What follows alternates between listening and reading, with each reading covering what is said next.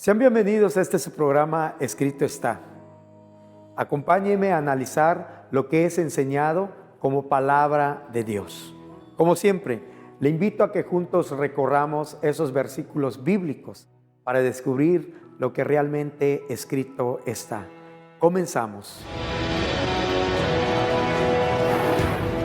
Escrito está, no solo de pan vivirá el hombre. Al Señor tu Dios adorarás y a Él solo servirás. No tentarás al Señor tu Dios. Amarás al Señor tu Dios con todo tu corazón. Escrito está. El tema en esta ocasión, la verdad te hará libre. Escrito está en la palabra de Dios. Y conoceréis la verdad, y la verdad os hará libres. ¿De qué verdad está hablando Jesucristo? ¿Qué quería decir Jesucristo con la palabra verdad? ¿De qué los haría libres? La verdad de Jesús. La palabra en griego, aletheia, significa verdad. Se emplea objetivamente y da como resultado la realidad de la apariencia, la esencia manifiesta y veraz de algo. Jesucristo refiere a la ley de Dios y su persona misma dada al pueblo hebreo como verdad, poniendo de manifiesto que lo que él decía, sus palabras como verdaderas, contrarias a las enseñanzas de los maestros e intérpretes de la ley, falseadas y corruptas, aún en la actualidad. Antes de la llegada de Jesús a la tierra, antes de que Él caminase llevando sus enseñanzas, las personas, el pueblo de Dios, habían sido transformados en su manera de pensar y vivir. Habían dejado por un lado las enseñanzas de la ley de Dios, tomando precisamente las enseñanzas dadas por sus líderes religiosos, interpretaciones a modo de la ley de Dios, moldeadas a los requerimientos de los intérpretes de la ley. Se había mezclado la palabra de Dios con el ocultismo, lo místico, la filosofía, la cienciología y todas esas prácticas y costumbres arrastradas a lo largo de cientos de años. De tal manera que la ley de Dios no se tomaba muy en cuenta, o si se tomaba en cuenta era producto de una mezcla hasta la llegada de Jesucristo. Precisamente en ese tiempo, Israel estuvo bajo el control del imperio persa. Del año 532 al año 332 antes de Cristo. Los persas le permitieron a los judíos practicar su religión. Pero este imperio, el persa, era cuna del ocultismo, así como lo fue Babilonia. Gustaban de practicar la brujería, la adivinación y otras clases de suertes, lo mismo que entregar ofrendas a sus ídolos fetiches. Podemos darnos cuenta de todas estas situaciones, ya que la Biblia nos señala una vivida precisamente por una de las personas que padecieron este tipo de efectos sobrenaturales, que habían sido víctimas de encantamientos, brujería y hasta posesiones demoníacas, como escrito está. La mujer era griega y sirofenicia de nación, y le rogaba que echase fuera de su hija al demonio. Podemos notar cómo la gente vivía en aquella época, cómo la gente padecía los estragos de estas prácticas. Lo mismo que en la actualidad. Casi no se escucha, casi no se comenta, pero ahí está. Las posesiones demoníacas, por el juego, por el ocultismo, por todo ese tipo de situaciones en los cuales al diablo se les abre los portales, las puertas, y más aún pueden tener autoridad aún en las mismas personas. Además, en aquella época se había perdido también el lenguaje, por lo que fue necesario la traducción de la ley de Dios al idioma que se hablaba en la época, dando como resultado el nacimiento de una Biblia llamada la Septuaginta, que en sí, si bien no fue mala, el problema fue que se aprovechó también para tomar y para ocupar otro tipo de libros. Podemos decir que aunque les fue permitido reconstruir y tener adoración en el templo, sus mentes ya estaban condicionadas al sistema. Este periodo precisamente, que incluye aproximadamente los últimos 100 años del tiempo del Antiguo Testamento y cerca de los primeros 100 años del periodo intertestamentario. En este tiempo de relativa paz y contentamiento, fue solo un preludio, fue solamente la calma antes de la verdadera tormenta que se avecinaba. Alejandro el Grande desafió a Darío de Persia, imponiendo el gobierno griego al mundo. Alejandro fue un estudiante de Aristóteles y fue bien educado en la filosofía y política griega. Él fundó la ciudad de Alejandría, llevando poco más de 500,000 judíos y con otro tanto similar de griegos. Al pasar de 3 generaciones, el hebreo se había dejado de hablar. Imagínese usted la problemática. Además, podemos tomar en cuenta algunas situaciones de la época. Por ejemplo, la falta de trabajo, la falta de oportunidades en la región. Les era necesario viajar, ir a buscar el sustento, a comercializar al lugar llamado Alejandría, que fue fundado por Alejandro Magno. Esto dio como resultado que todo ese tipo de enseñanzas de la época, todo ese tipo de prácticas de la época, fueran tomadas por las personas que llegaban hasta ese lugar y fueran también canalizadas, fueran llevadas hasta los lugares más recónditos, pero sobre todo imponiendo esa idea, imponiendo esas prácticas a la ley de Dios. Podemos darnos cuenta cómo precisamente las personas habían pasado de observar la ley de Dios a estar practicando algo que no tenía nada que ver con la palabra de Dios. Quizás en la actualidad suceda lo mismo, pero de eso estaremos hablando más adelante al regresar de este corte. No se vaya, volvemos.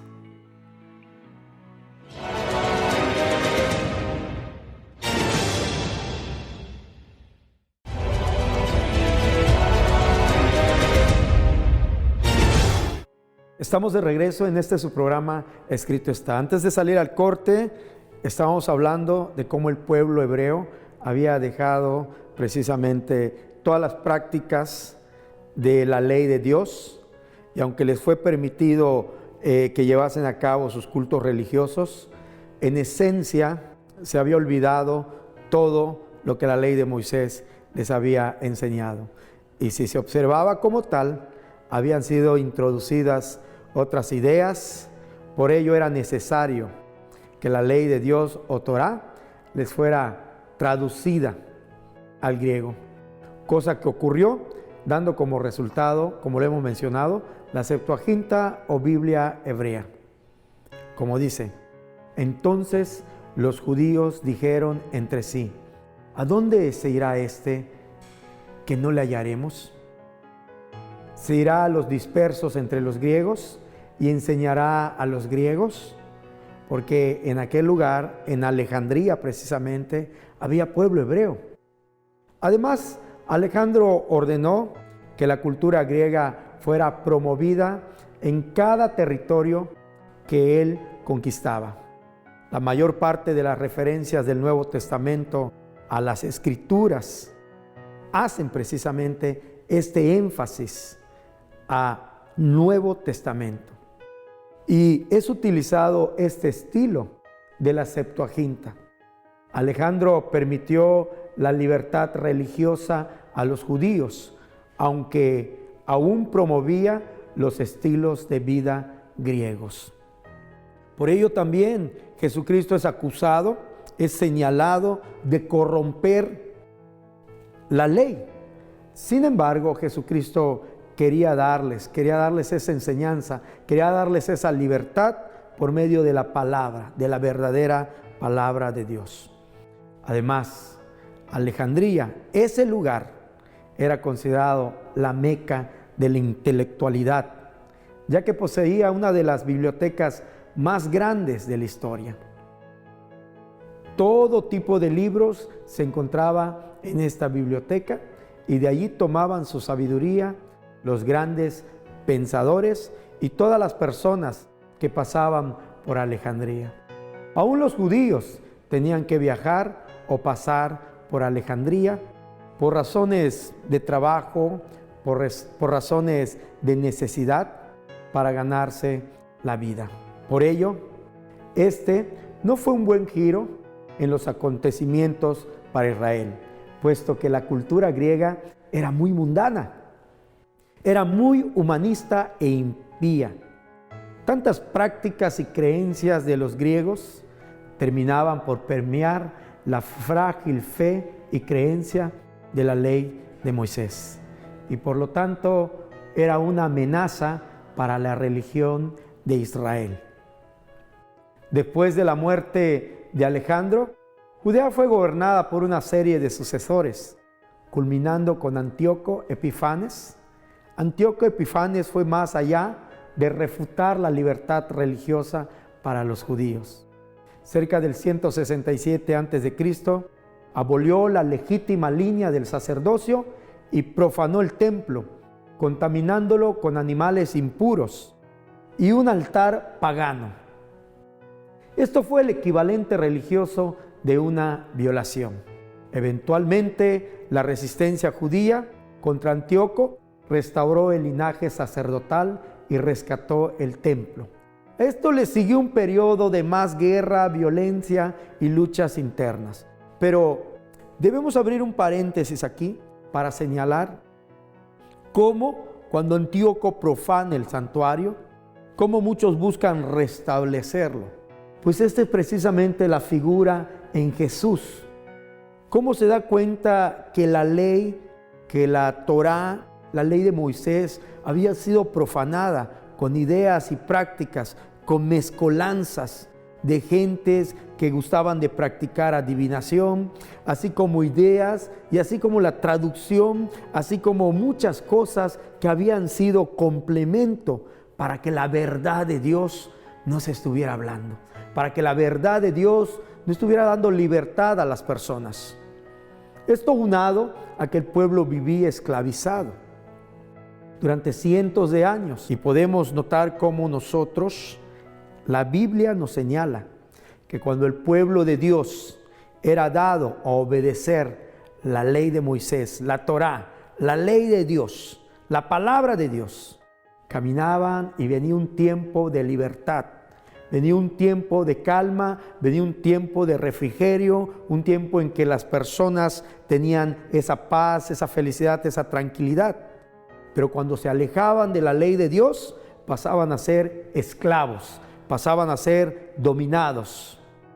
Por ello, Jesucristo en su figura se presenta y les dice: conocerán la verdad y la verdad les hará libres de todo ese tipo de cosas, de todo ese tipo de pensamientos. Cerca del año 63 a.C., Pompeyo de Roma conquistó Palestina, poniendo a toda Judea bajo el control de los césares.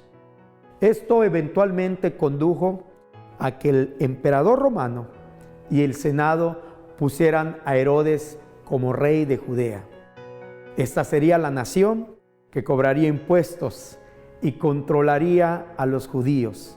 Las culturas romana, griega, hebrea, en ese momento estaban mezcladas juntamente en Judea, con la común utilización de los 3 idiomas, y los sacerdotes saduceos estando bajo las órdenes del César, al cual tenían como amigo y como Dios.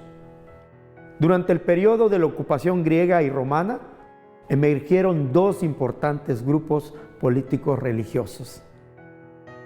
Este que ya les mencioné de los saduceos y los fariseos, quienes añadieron a la ley de Moisés a través de la tradición oral, que si bien no es considerada mala, que si bien aún hoy en día se practica, de allí llegó a formarse de varias ideas, de varios pensamientos, un libro llamado Talmud, elevándolo al mismo nivel de la palabra de Dios, eventualmente considerando sus propias leyes más importantes, como escrito está, porque los fariseos y todos los judíos, aferrándose a la tradición de los ancianos, si muchas veces no se lavaban las manos, no comen. Y volviendo de la plaza, si no se lavan, no comen. Y otras muchas cosas que hay que tomar y tomaban en cuenta para guardar, como lavamientos de vasos y todo ese tipo de ideas. Vamos a un pequeño corte y al regresar concluiremos con este apasionante tema. Invito a que se quede, volvemos.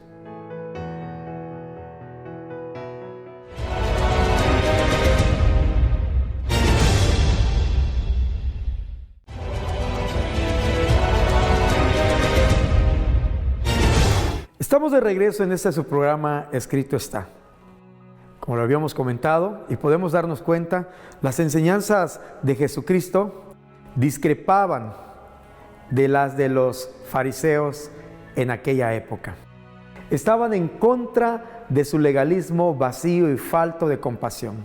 Además, los fariseos estaban hastiados de sus hermanos, los saduceos, y les tenían un profundo odio, al igual que a los romanos, por lo que sus corazones no estaban de acuerdo a la ley de Dios, como lo mencionan las Escrituras. Pero sabemos que el Hijo de Dios ha venido y nos ha dado entendimiento para conocer al que es verdadero, y estamos en el verdadero, en su Hijo Jesucristo. Los saduceos representaban a los ricos aristócratas y ejercían el poder a través del Sanedrín, algo equivalente a la Suprema Corte hoy en día. Rechazaban todos menos los libros mosaicos del Antiguo Testamento. Ellos se rehusaban a creer en la resurrección y eran generalmente sombras de los griegos, a quienes admiraban grandemente por ser parte de su formación e interpretación de la ley de Moisés. Tenía mucho que ver con el pensamiento griego. Ahora bien, la enseñanza de Jesucristo, donde la verdad denota esa enseñanza del Evangelio de la ley de Moisés, así como los profetas, esas verdades cumplidas en la persona de Jesús como Mesías, en contraste con las enseñanzas de los maestros e intérpretes de la ley, mal interpretando la ley y anteponiendo sus perversos planes a la palabra de Dios como verdad.